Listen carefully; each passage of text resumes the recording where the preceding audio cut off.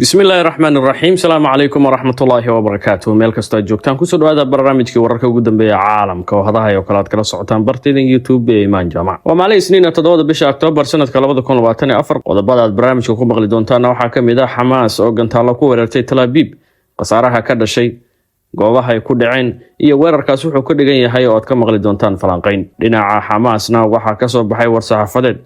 7 October ka bacdi xaaladdu waa sidee askar Israa'iil looga laayay xadka Lubnaan isku hormaadii halkaas ka dhacay iyo qiimaha ku dhacay magaalooyinka Israa'iil oo sare maray isku dayada ka socda xadka Lubnaan ay ku doonayaan dagaalyahano hubaysan in gudaha u soo galaan dhulka Israa'iil haysato iyo wararkii ugu dambeeyay caalamka oo ay ku jiraan falanqayn xaqiiqooyin aad ka maqli doontaan isku dayga Israa'iil ay ku doonayso in weerar uga geysato gudaha Iran waa maxay fursadda Israa'iil haysato si qasaare u gaarsiiso Iran ilaa hadda maxaysan wax tilaabo inuu qaadan Israa'iil falanqayn iyo xaqiiqooyinkan ayaad kaga bogan doontaan sidoo kale intaanu barnaamijka ku jirno waxaad maqli doontaan xagee ku dambeeyay Ismaaciil Qani taliyihii ciidanka ilaalada kacaanka gaar ahaan Qudus oo ah ciidanka gaarka ah ee howlgallada dibadda fuliyay ee Iran wararka ay qodobada ugu dambeeyay caalamka ay maqli doontaan soo dhawaada aan ku horeeyay ugu yaraan 5 gantaalo ay Hamas ka riday Gaza ayaa ku dhacay Tel Aviv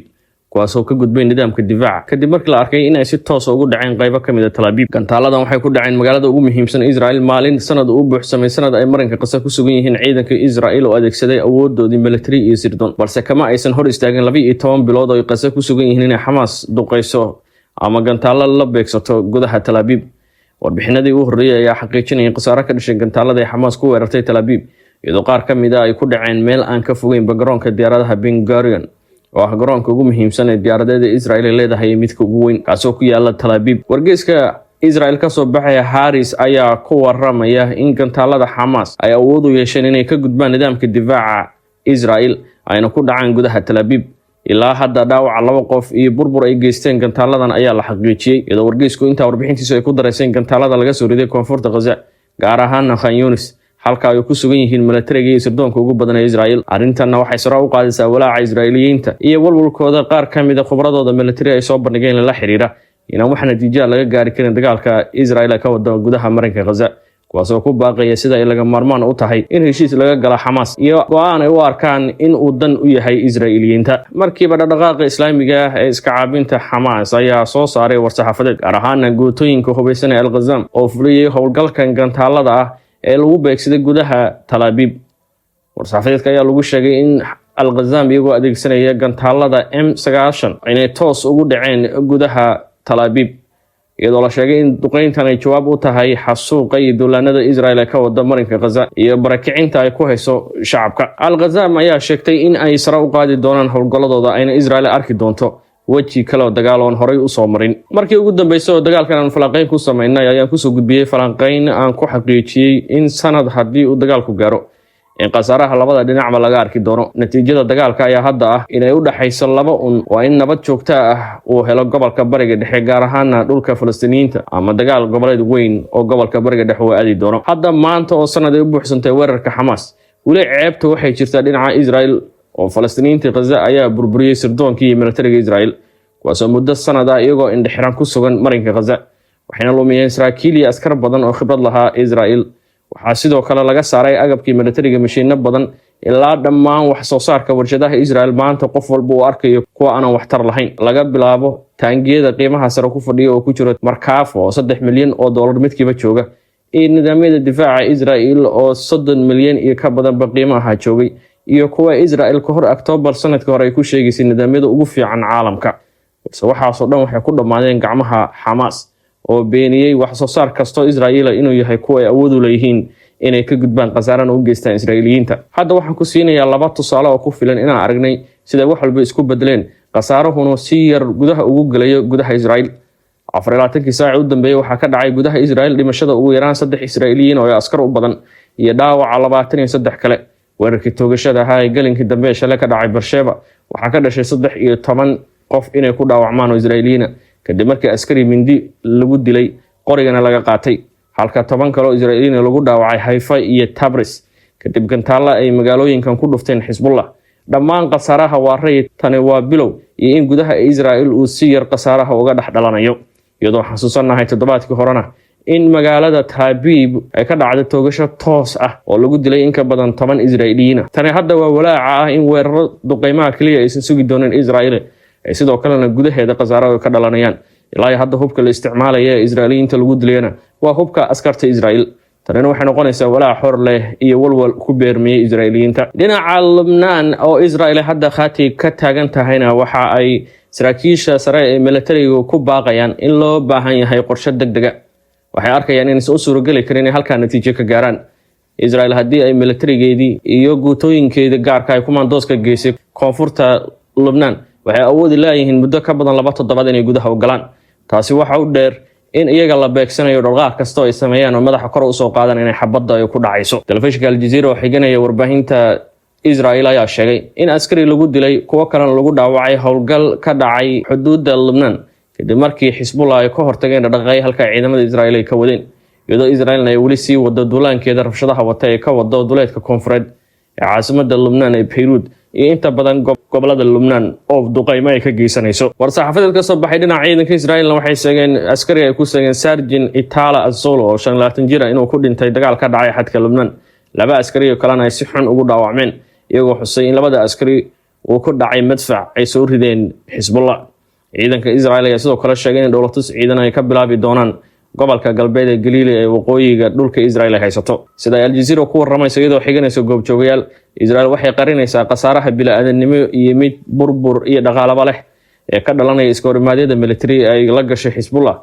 ee dagaalada dhulka ee ku qaaday marinka Gaza. waxayna ka hortagaysaa sawir qaadista iyo faafinta sawirada iyo muuqaalada khasaaro kasta oo gaaraya. waxayna ka degtay in ay wax macluumaad ah bixiyaan saraakiisha sare iyo Israa'iiliyiintaba marka laga reebo in loo maro xarumaha warbaahinta oo si adag loo ilaaliyo. tani waxay ka dhigan tahay dhacdo kasta oo na soo gaartay 7 Oktoobar inay tahay mid la soo tafatiray iyo arin sare u qaadaysa in khasaaraha tiro kasta oo maskaxdeena ku jirta oo la xiriirta in Israa'iil dagaaladan ka soo gaareen in ay ka badan tahay. markaas dhinaca Iran, Israa'iil ayaa u muuqata hadda si miyir leh inay uga fakarayso suurtagalnimada inay ka jawaabto gantaaladii Iran ay ku weerartay toddobaadkii hore, kuwaas oo ahaa weerarkii ugu weynaa Israa'iil gudaheeda ka dhacay. balse waxay hadda Israa'iil ku dhibtoonaysaa nooca weerar iyo habka ay khasaare ku gaarsiin karto. taasoo jirta Israa'iil waxay sare u qaadaysaa oo ay kaalmo weydiisanaysaa Mareykanka, iyadoo hadda Arbacada uu booqan doono Washington. wasiirka difaaca Israa'iil Yoav Gallant safar lagu sheegay in lagu raadinayo taageero dheeraad iyo isku dubarid si baa la yiri loo gaaro khasaare gaara dhinaca Iran loogana jawaabo weerarkii hore ee Israa'iil u arag ee gantaalada plastic ee Iran ay ku weerartay, kuwaasoo la aaminsan yahay khasaare aysan hore u arag Israa'iil inay ka dhasheen. falanqeeyaha military ee telefishinka Turkiga ee 100 TV ama 100 TV ayaa isagoo ka jawaabaya isla markaana falanqeyn ku sameynaya suurtagalnimada ay Israa'iil ku weerari karto Iran wuxuu sheegay runtii Israa'iil ma weerari doonto xarumaha nuclear-ka, ma la garaaci doono xarumaha shidaalka. waa maxay meelaha Israa'iil weerari doonto? isla isagoo su'aasha soo bandhigay ayaa ka jawaabaya falanqeeyahan military Colonel Irif Golar oo hadda howlgab ah oo sargaal hore military oo Turkiga ah wuxuu sheegay marka hore aan kuu sheegay sababta Iran ay u xidhay dhulkeeda galbeed kadib markii maalin ka hor aan maqalnay in Iran ay xirtay hawada galbeedka dalka Iran. falanqeeyaha ka hadlaya sababta taas loo sameeyay wuxuu sheegay dhab ahaantii sababta xiritaanku waxay in la diyaariyo oo la howlgeliyo nidaamyada difaaca hawada. marka labaad, military ahaan waa maxay hubka Israa'iil ku weerari karto Iran si ay khasaaro u gaarsiiso gudaha Iran ugana jawaabto weerarkii Iran? falanqeeyaha ayaa ka jawaabaya arrintaas isagoo leh gantaalada plastic ee Trig ee Israa'iil ay leedahay waa kuwo sax ah oo awood leh si raaxalan u garaaci kara goobaha ku yaala gudaha Iran, laakiin sida aad la socotaan Iran inta ay dhismaysayba warshadaheeda waxay sameynayeen taxadar weyn si looga hortago khasaare kasta ee la kulmi karaan. waxaana makiinadaha soo saara uraniumka ay ku jiraan 65 mitir dhulka hoostiisa, taasoo ka dhigan in gantaalka Israa'iil uusan awoodi karin inuu halka gaaro. Israa'iil sidoo kale waxay haysataa bomka M84 oo ay ku garaacday Gaza iyo Lebanon, laakiin sidoo kale ma gaaraan qoto inta dheer dhulkana hoos uma geli karaan. dabcan Israa'iil waxay sameyn kartaa hab waaliya inay u fakarto oo waxay ku tuuri kartaa bombooyinka miisaankooda oo dhan 10 tan si ay u qarxiyaan dhulka hoostiisa. laakiin ma garanaysaa waxay tan ka dhigan tahay ayuu yiri falanqeeyahan. soo ka jawaabay wuxuu yiri tani waxay ka dhigan tahay in shucaac uu ku daadan doono aaga oo dhan, wuxuuna keeni doonaa baaxad masiibo oo hore loo arag. kaba soo qaad in Mareykanku uu dan ka lahayn dalalka gobolka oo Israa'iil uu kula heshiiyay inay weerari karto xarumaha nuclear-ka. tani waxay ka dhigan tahay in askarta Mareykanka gobolka ku sugan ay iyaguna la kulmi karaan khatarta shucaaca waana arrin aanu marnaba Mareykanku ogolaan doonin xitaa haddii aan u qaadano in Mareykanku ogol yahay oo Israel ku caawiyo bombooyinkiisa B-52 ama B-52 dhacdadani waxay si rasmi ah uga dhigan tahay dagaalkii saddexaad ee adduunka oo ka qarxaya gudaha Iran haddii arrintu ay sidan dhan u tahay mid culus marka maxay Israel ugu hanjabtay in ay weerari doonto saldhigyadan nuclear-ka Cornelka oo ka jawaabaya wuxuu yiri fikradeeda haddii Israel ay go'aansato in saldhigga la weeraro waxay markaa Israel u beegsan kartaa qaybaha korontada iyo goobaha kale ee xiriirada ee ku yaala banaanada saldhigyadan balse si kastaba ha ahaatee Iran waxay awood u yeelan doontaa in ay ku soo celiso nidaamyadan oo dhan muddo hal usbuuc ah Israel ma garaaci kartaa xarumaha shidaalka iyo tamarta ee Iran taasoo sababi karta dhibaato caalami ah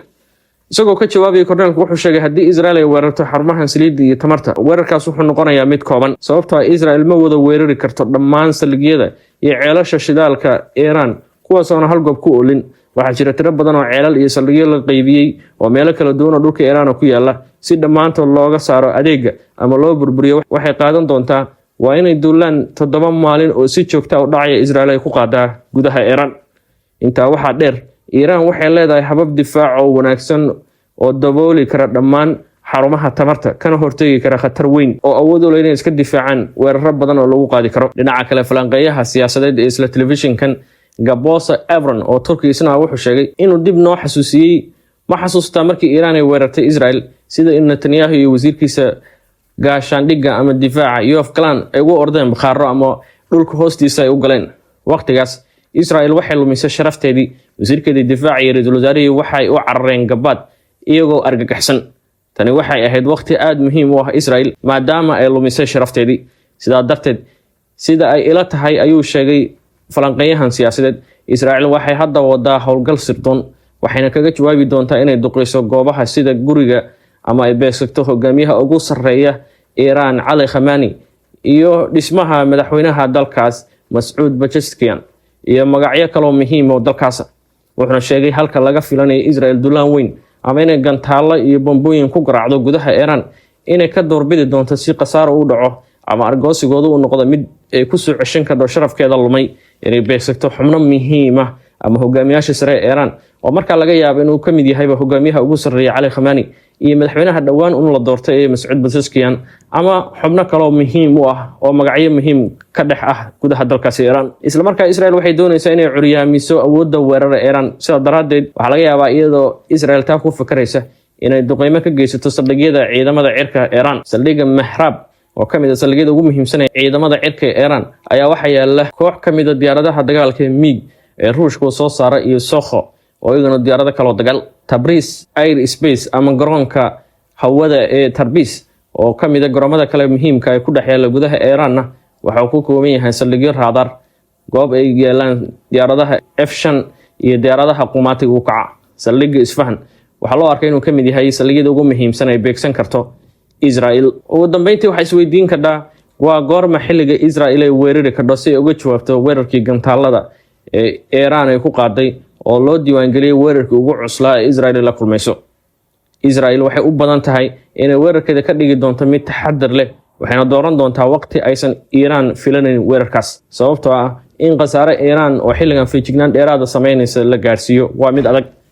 taasina waxayna siin kartaa tilmaam ah inuusan dhaweyn weerar Israel ay qaadi karto barnaamijkeena aynu ku guda jirnaayay taliyaha ilaada kacaanka Iran war-saxaafadeed ayuu soo saaray oo ay warbaahinta goor baahisay wuxuuna sheegay isagoo ka hadlaya xiisadda hadda jirta iyo suurtagalnimada inay weerar kala kulmi karaan Israel waxaan uga hortagi doonaa si adag oo xoog leh adkaysi ayaan u leenahay isku day kasta oo Israel ay ku doonayso inay nagu soo weerarto waxaan u xaqiijinayaa shacabka Iran inaan si buuxda ugu diyaar garoonay ka jawaabidda cadowga iyo difaaca dalkaba waxaan naga go'an istiraatiijiyadda hogaamiyaha sare oo ah in wax walba si taxaddar leh loo eego ugu dambeyntina Iran ayaa markii ugu horeysay war ka soo saartay taliyihii ciidamada ilaalada kacaanka Iran gaar ahaan ciidanka Qudus Ismail Ghani kaas oo ay sare marayso wararka la xiriira inuu ku geeriyooday duqeyn Israel ay ka geysatay Beirut balse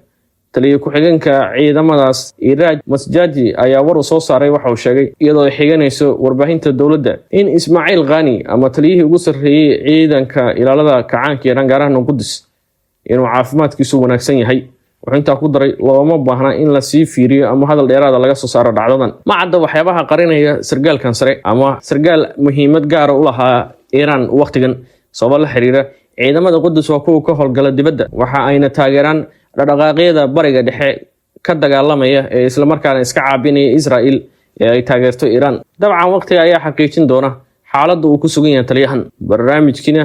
intaas ayuu noogu eegay hadduu eebed maynta barnaamijka habeenimo ku kulmi doono wararka iyo warbixinada iyo dhacdooyinka ugu dambeeya caalamka isla xilliga dhacayaan waxaad kala socon kartaa barahiga Facebook iyo Telegram oo ku heli kadib Imaan Jaamac. Intaan hadduu eebed barnaamijka habeenimo ku kulmi doono waad ku heli doontaan warbixinada ugu dambeeya dhacdooyinkii caalamka. waxaan kaga tagay sidaas iyo amaana Allah.